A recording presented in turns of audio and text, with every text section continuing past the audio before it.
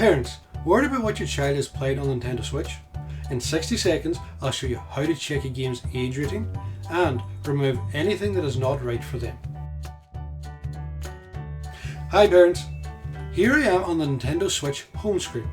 Unfortunately, Nintendo does not give you a way to check the age rating of games from the home screen, but there is a workaround. Press the plus button to open the options menu. On the software information section, select Nintendo eShop. Then select one of the accounts. You might need to sign in using this account. But once you do, you will land on the game's eShop page.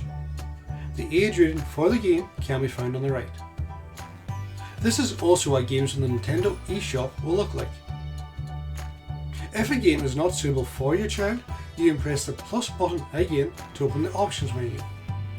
This time move to Data Management section and select Delete Software. Then confirm. If you want a full walkthrough, how to set up parental controls, block purchases, set playtime limits and more, I wrote a step-by-step guide on the Growing Gamer Guide website. Link in the description. This was a quick video to show you how to check the age rating of games on the Nintendo Switch and the Nintendo eShop. If this helped, like, subscribe and ask any questions in the comments or DM the Growing Gamer Guide. Goodbye.